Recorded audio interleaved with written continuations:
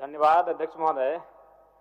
मेरा प्रश्न सीधा था लेकिन बड़ा गोल मटोल जवाब दिया गया है। मेरा प्रश्न था कि क्या यह बात सही है कि किसानों द्वारा खरीदे गए फसलों की राशि का भुगतान किस्तों में किया जाता है, और यदि किस्तों में किया जाता है और भुगतान में देरी होती है तो क्या ब्याज सहित राशि का भुगतान सरकार करेगी?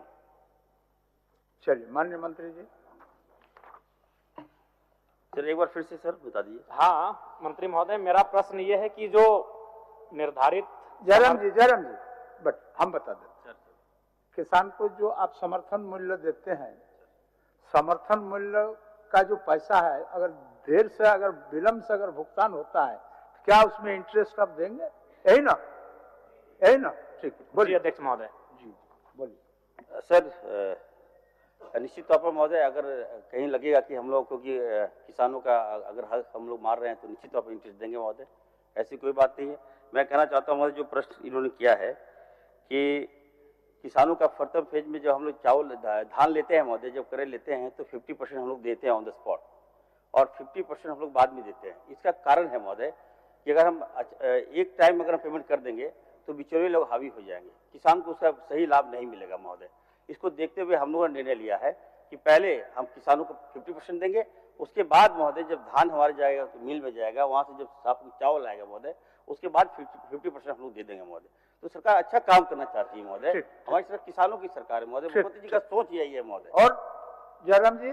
मंत्री महोदय, जब माननीयों का वेतन एक मुश्त एक किस्त में आता है तो किसानों को अगर आप किस्तों में देंगे तो किसानों का परिवार, उनकी आर्थिक स्थिति, उनके जो फसल का मूल्य उसी पे निर्भर करता है। अतः हमें लगता है कि विभाग को दुरुस्त करने की आवश्यकता है। अगर खामियां है तो उन्हें दुरुस्त करें, क्योंकि एक किस्त में अगर उनको मूल्य दिया जाएगा तो बेहतर होगा। और प्लस जो आपका पैक्स और लैम्स का मामला है, हम यहाँ बैठकर चूंकि आपकी फाइलों को ऐसी कमरों में जवाब का उत्तर दिया जाता है, लेकिन धरातल पर अगर आप देखेंगे तो बिल्कुल ठीक इसके विपरीत है जो आप जवाब दे रहे हैं महोदय। पूरक पर आइए। देखिए मेरा पूरक यही अध्यक्ष महोदय कि एक मुश्त में एक किस्त में सरकार विचार रखती है। सर मैंने कहा ना सर कि हम किसान की जो हित है सर उसको देखते हैं। विधायक जी जो कहना चाह रहे हैं कि एक मुश्त में महोदय, अगर एक मुश्त में देंगे तो महोदय इसमें करप्शन बढ़ेगा महोदय, सभी किसानों को लाभ नहीं मिलेगा। हमारा झारखंड है महोदय, आदिवासी ट्रैवल है महोदय, ये लोग जाएंगे तो वहाँ बिचौलिए लोग लेके जाएंगे, उनका पता चला धान भी दिए पैसा भी नहीं मिला महोदय। तो हम लोग देखते हैं, वेरीफाई करते हैं कि सही जगह मिला कि नहीं मिला पैसा। इसलिए महोदय ये हमने क्राइटेरिया तय किया है। अगर विधायक जी को पर्टिकुलर किसी किसान को चाहिए हेल्प देने के लिए तो मैं उसको दिलवा दूंगा महोदय। ठीक है, बस मंत्री महोदय स्वीकार कर रहे हैं कि इससे करप्शन।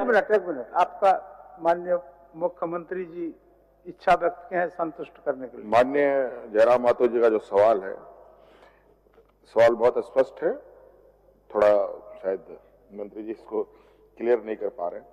अध्यक्ष महोदय, जो धान क्रय करने का जो प्रक्रिया है राज्य सरकार के अंतर्गत, वो जो उठाव करती है और उसके बदले जो सरकार के माध्यम से किसानों को पैसे दिए जाते हैं, वो इस आधार पर अध्यक्ष महोदय की एक रोटेशन सिस्टम है राज्य के अंदर, राइस मिलों का एक कैपेसिटी है, उस हिसाब से उठाव भी होता है और मिलिंग भी होती है, फिर वो बाजार में आता है या गरीबों में बढ़ता है।